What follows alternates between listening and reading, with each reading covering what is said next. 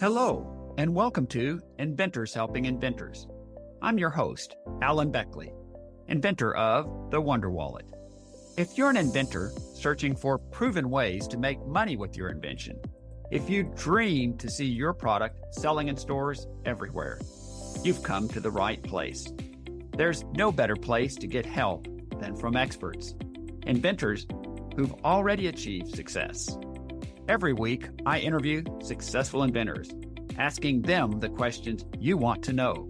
Tune in to learn from the experts so you can get your invention out of the tank and into the bank.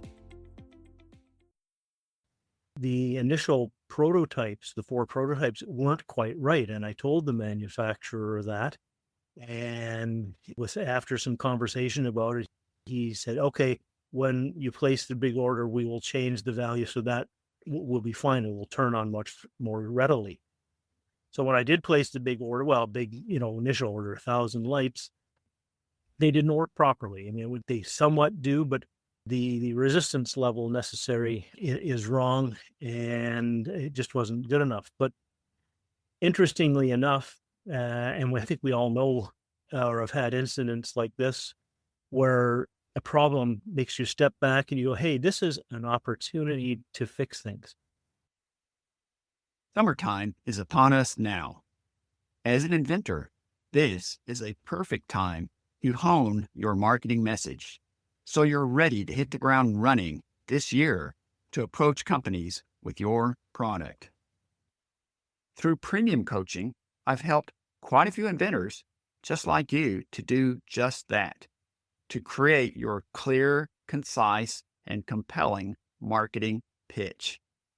I'm happy to help you gain traction with your product, as I have for other podcast listeners.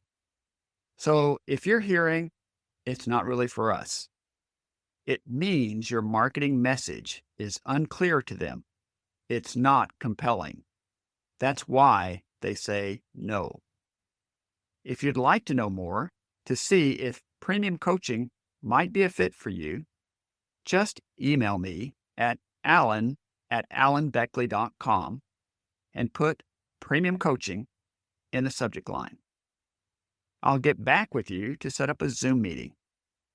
But don't wait, as I have room to take on only 2 more clients at this time. So again, just email me at alan@alanbeckley.com and put premium coaching in the subject line, and I'll get back with you to set up a Zoom meeting. Oh, quick update. 2 weeks ago, a podcast listener joined me as a new premium coaching client. This means I now have room for only 1 more client. If premium coaching seems right for you, don't wait, or someone else will get that last slot ahead of you. Just email me at alan@alanbeckley.com and put premium coaching in the subject line. I'll be happy to help you. Welcome to episode number 534.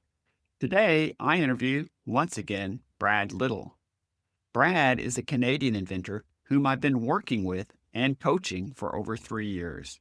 I decided to share his invention journey with you, as step by step, he continues to move forward toward success with his unique novelty light product. In today's episode, he shares a frustrating setback he had with a Chinese manufacturer, but also how he's working through a solution that will make his novelty light work just the way he intended. I think you will enjoy today's episode. Brad Little grew up in Streetsville, Ontario, a small suburban town near Toronto. He attended the University of Waterloo and obtained a degree in systems design engineering.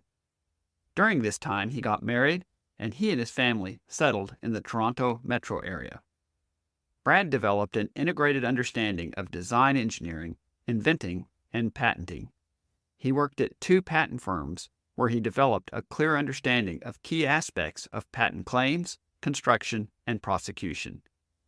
He's worked in various industries, helping to design products and serving as a go-between between the company and patent firms. He decided to become an invention consultant to industry and individual inventors. Today, he's actively working on 2 inventions of his own, with around 20 other ideas for possible future development. He's pursuing a new improved purse light for women to light up their world, or at least their purses. Also, he's developed a novelty light that he feels is perfect for the promotional products industry. Brad says he likes helping other inventors and hates seeing them struggle to get traction on their inventions. He believes everything around us is here because somebody was creative enough and worked hard enough to figure it out and produce it. And we all owe the world our own effort to do the same.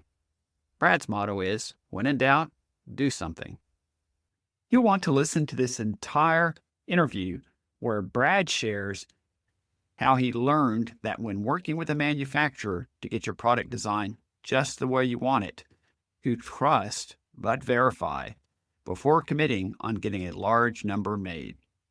Also, he shares how having to step back to correct a glitch in his design led him to an epiphany for even further improvement that he would have missed otherwise.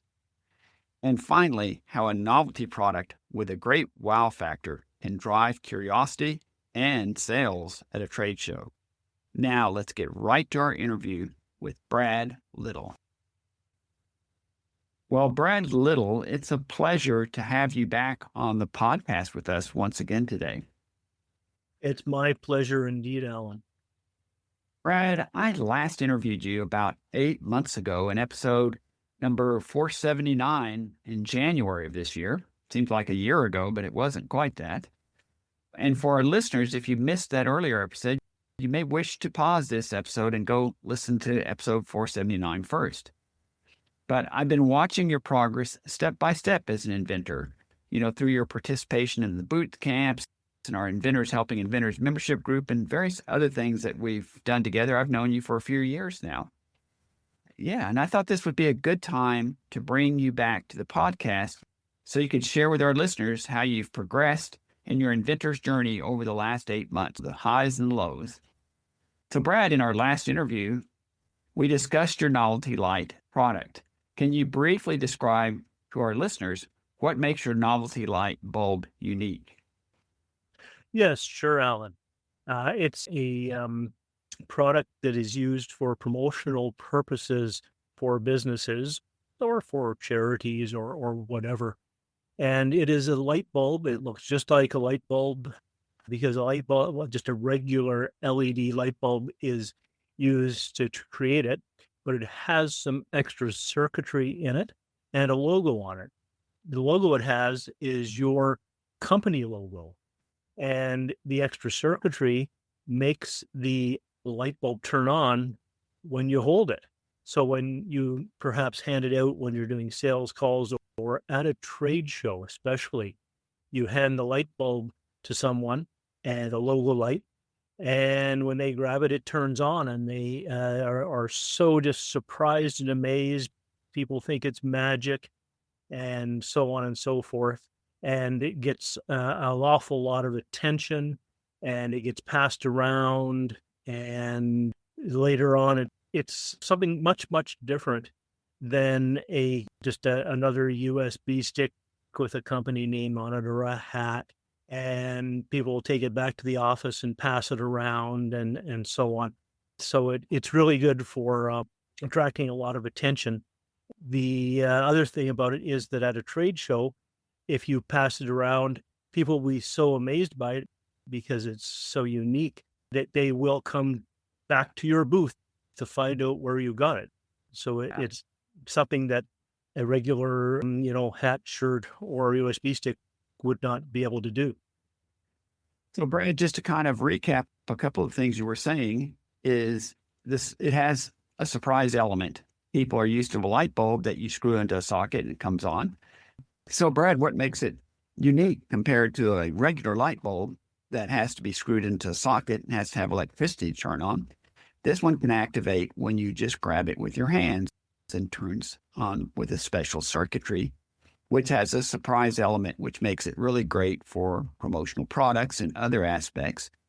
And as another element that's particularly unique that you've done, and it's taken you a while to do, as we discussed, was to be able to get a logo or something else on the top of the bulb that can then promote a product or service. So that can make it particularly interesting for businesses. That's what's Yeah. unique about it. Yes, absolutely. But since our last interview, you began working with a designer in Shenzhen, China, to have a number of your logo lights designed and printed. So you would have them to show and tell for marketing purposes.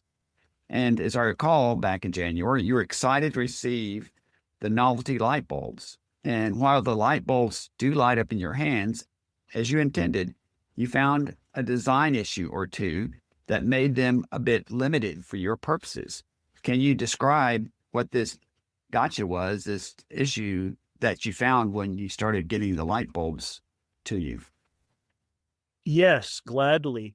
I learned long ago that, it's necessary in engineering to be fairly specific about what you really want somebody to do. And even then, they won't quite understand perhaps, and it'll be, gee, 90% right. And sometimes that's okay, but usually it isn't. And what I had done in the past, I've had various people, just, do it yourself or electronics type people make some prototypes, and they always turned out just fine and dandy. And so it didn't occur to me that somebody would not quite get the values right for the circuit to turn on when the contacts were touched.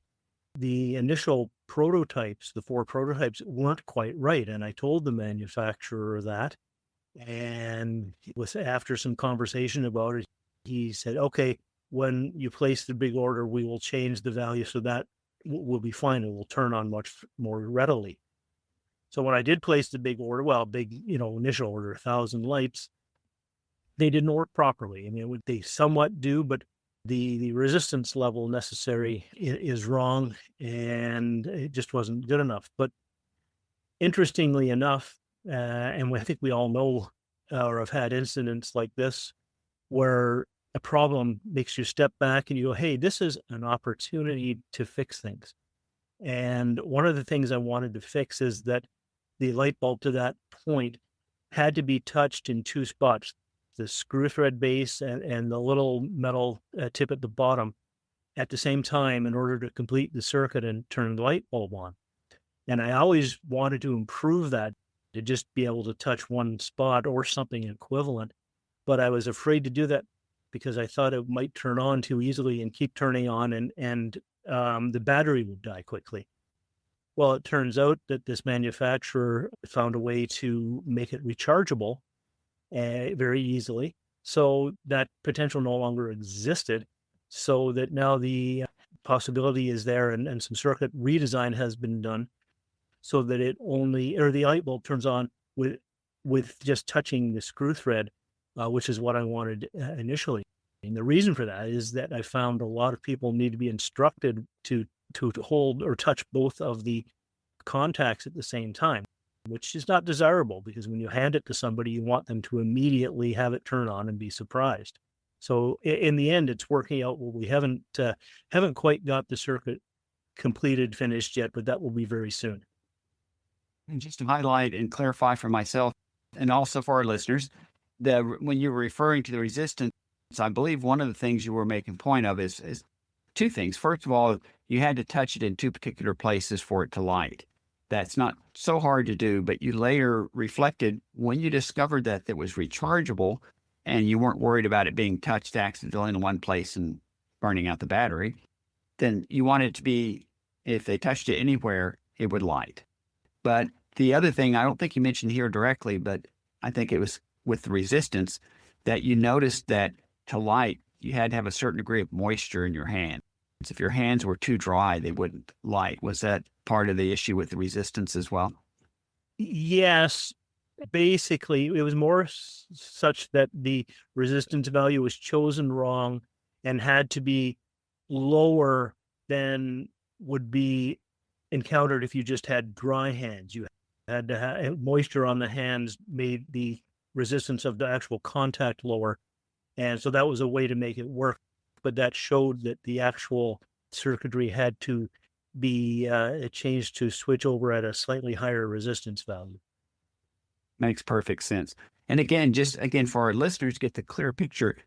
If you think of the vision of the product was you're at a trade show or somewhere else and somebody picks up the bulb in any fashion and it lights up and they go, wow, that's really cool. And you say, well, look closer. It's a logo light.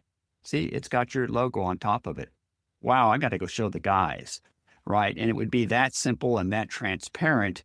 But as you described earlier, it's never quite that simple and never quite that transparent. And the devil is in the details. But it sounds like you're getting close to where you need to be. And that leads me to my next question. So, with the fact that it just wasn't quite right, how have you addressed this so far? And are you able to adjust or tweak the current lights, or must you go back to the drawing board with a whole new light instance? So, where are you with regards to getting it, I guess, that extra mile where it's exactly what you need? And how would you address it? I addressed it by stepping back a bit, actually realizing that I hadn't done proper, design engineering on it. I had presumed a couple of things. And so just decisions were made that the circuitry could or should change, and what design has been done. And that design is being sent along with some prototypes to a product designer in Chicago, a gentleman that you suggested. And we're going to work on it till it's just right. And at that point, then go to either the same or a different manufacturer and say, here it is. Can you replicate this? And away we go. And that makes perfect sense. It's also a point I'd like to highlight for our listeners, because so often this happens. You're having something designed in China because of the price benefit of doing it and getting it set up. And your intention and your hope is that when it comes, it'll be just perfect. The reality is it's not typically just perfect. And to be fair, that's not just about designing in a Chinese factory. It happens in the US as well. But, your second step was to say, well, let's reach out to a US designer and let's get this tweaked and fixed here for a few of the bulbs. And then we can reach out to the Chinese designer and say, look, I've got a couple samples that are exactly the way I want them to work now. Can you take a look at this and be able to create, say, 1,000 for me that work just the way I want? Would that be accurate? That sounds accurate, yes. So that leads me to another question, or another key question, that is, okay, so next, once you get the logo lights working just the way you want, what is next? Will you promote them at trade shows or offer them as promotional items to companies for big events? And what do you see as the best way to get these logo lights selling in the marketplace? What are your kind of marketing plans and efforts going forward? Various marketing plans, some starting door to door, just because that gives immediate feedback and hopefully immediate sales, because many people or at least the people who have been shown the light up to this point have basically been very impressed and basically asked if they could order it, how you'll get some. And so there's value in that. There's also value in handing it to somebody and having it turn on, as opposed to advertising it on some medium such as LinkedIn or Facebook, and they can see a video and yeah, it's impressive enough on a video, but it's even more impressive to actually try it and have it turn on in somebody's hand. But there's only so many doors that can be knocked on effectively to sell a few million light bulbs. So that the whole marketing strategy has to morph into something where, LinkedIn, Facebook, or whatever is used effectively. But in parallel with that, I think, as you mentioned, trade shows would be great, since that's where we see the light bulb, being most effective. And so just being at a trade show and say, here, you had to wander over to this booth when you realized what this light bulb was. Your potential customers will wander over to your booth the same way. And I think that's going to really catapult the sales.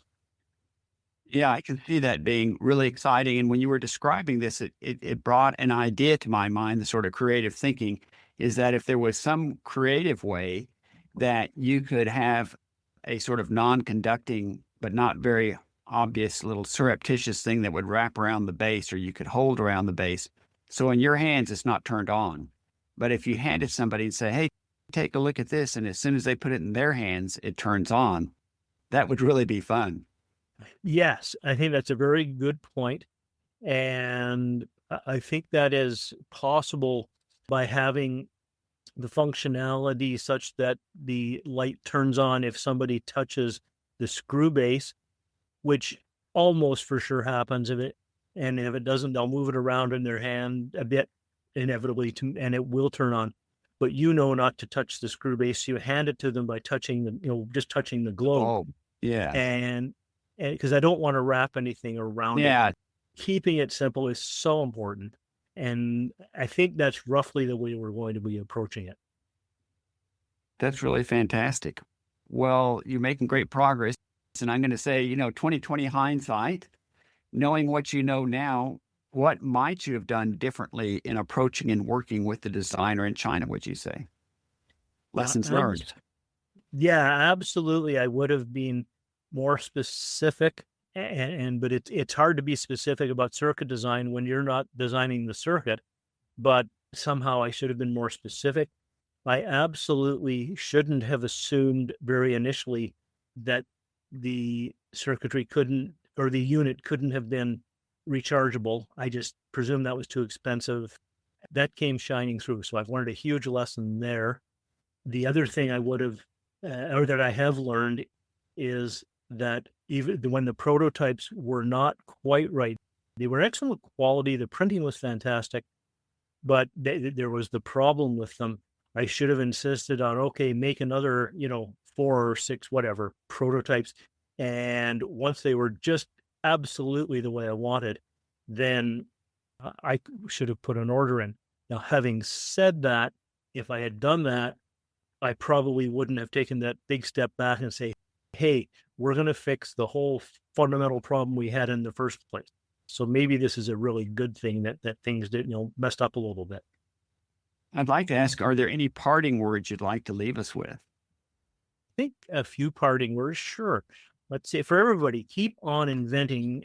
And those of you who are inventors, I presume that most people listening to this are, just keep on inventing. Anytime you see a problem is an invention waiting to happen.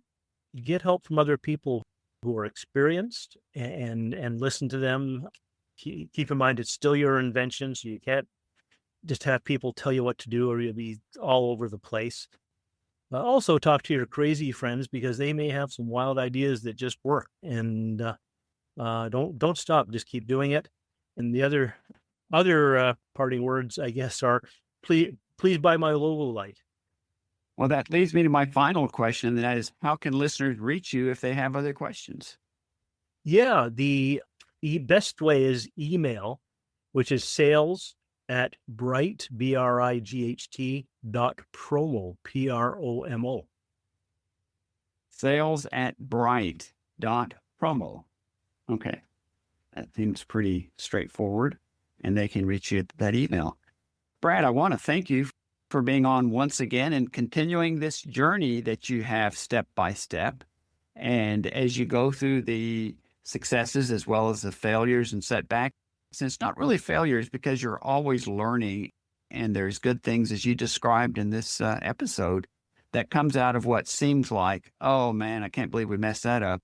Well, a lesson came out of it that was valuable that you might not have gotten otherwise. Yeah. So thank you so much for being on the podcast, and maybe another 6 months or so, we'll catch you again a little further down the road and see where you are in your journey at that time. So again, thanks for joining us on the podcast again. My pleasure, Alan. And yes, hopefully 6 months or sooner. And hopefully I'm a lot further down the road at that point. Sounds great. Thanks a lot. Thanks so much for tuning in to Inventors Helping Inventors. If you like the show, please tell your friends about it. Make sure to subscribe in iTunes or wherever you get your podcasts so you won't miss a single episode. Talk to you soon.